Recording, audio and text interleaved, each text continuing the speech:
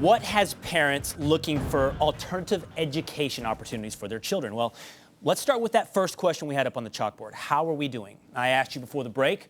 What number would you guess the United States ranks in world rankings on education? Good old US of A, right? American exceptionalism, surely we're number one. Let me put it up and show you. These just came out a few weeks ago. This is the performance standards across the world. As you can see, not number one, number 36, at least in math. You can see there's Shanghai, Singapore, Hong Kong, Taiwan, South Korea. There's your top 5. Reading, not much better, 24th in the world. Science, 28th in the world. That's how we're doing.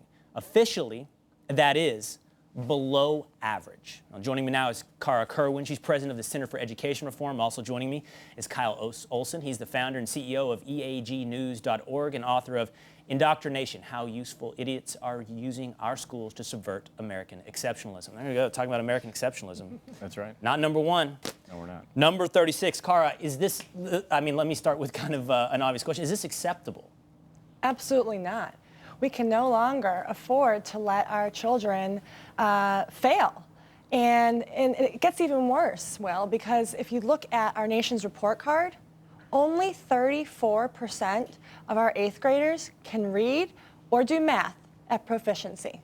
34%. So, and that is comparing them among their peers here in the United States. So it's not even, it's become an economic and global crisis for the United States. And unfortunately, Cara, there's seemingly not a silver lining. We could ask ourselves, okay, we're ranked 34th, 24th, 28th, depending on the category, but are we getting better? And the answer to that is no. Let me show you another chart that shows how the United States is comparing to other countries across the world as far as just making gains year over year. And what you can see is, I mean, you guys can see it here as well, Latvia, Chile, Brazil, Portugal, those are your top 5s on year over year growth. The United States, again, all the way down at 25th. We're just not doing better. No.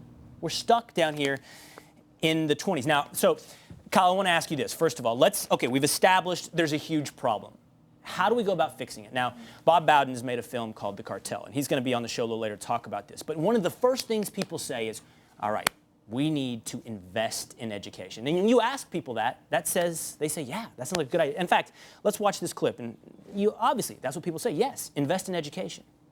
Should the number one spending state and the number one spending country be paying even more for its schools? Definitely. I mean, the people that go to school are the ones who are going to run this country in the future, so I believe it's really, really important. Really, I think they should spend more on the classrooms, like on the kids and stuff like that. Yes, definite.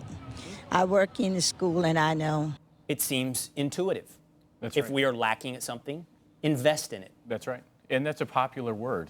But the trouble is we've been investing more and more each year, but we're not seeing the returns. And I think one of the biggest reasons that we're not seeing the returns is because it's an adult-focused system.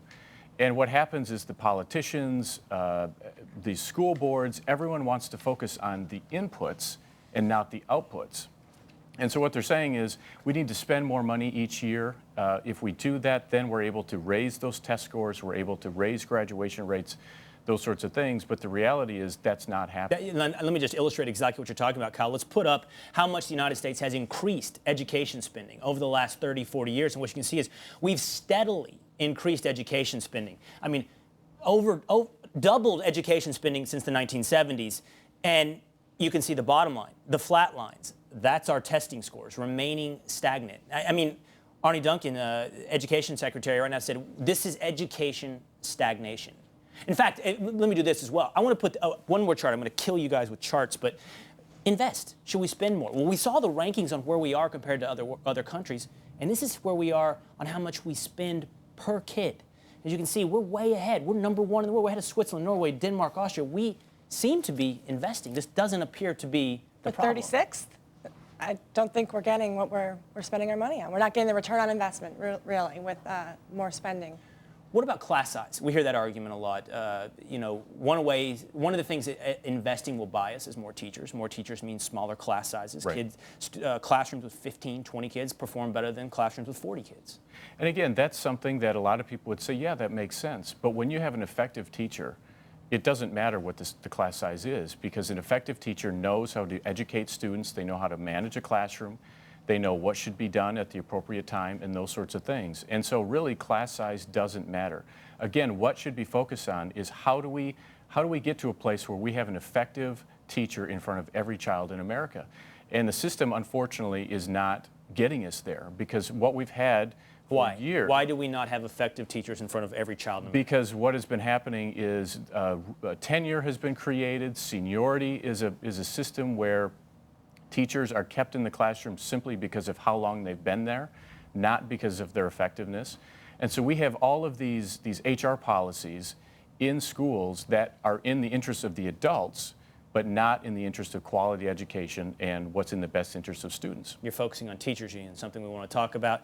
But before we do that, I want to focus in on these rankings. I think it's fascinating to compare where the United States is as compared against how much we're spending.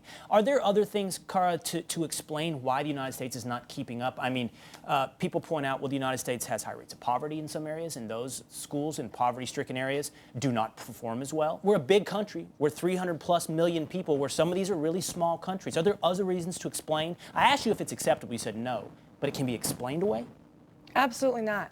And we make a lot of excuses. It's the adults making excuses because they can't perform and they can't get it done. In fact, the American public is really tired of it. There is not one issue that 86% of Americans can agree with.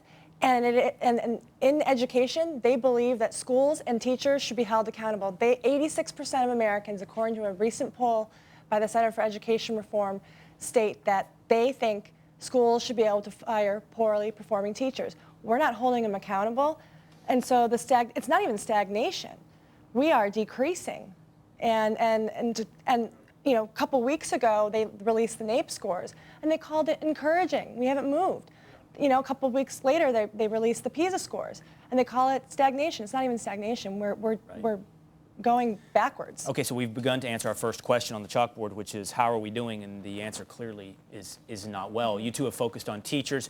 But what I want to do when we come back is I want to talk about if money isn't the problem, what is and who is doing it well? There are schools out there that are defying these statistics, and let's focus on those when we come back. We've got to think of some other solutions, because throwing money at the problem isn't working, and that as an option is coming to an end. So there's almost a sense of the worse we do, the more money we get. If anybody can tell me that all of the billions of dollars that we have spent in Camden has made one bit of difference in the lives of those kids, they're lying to you.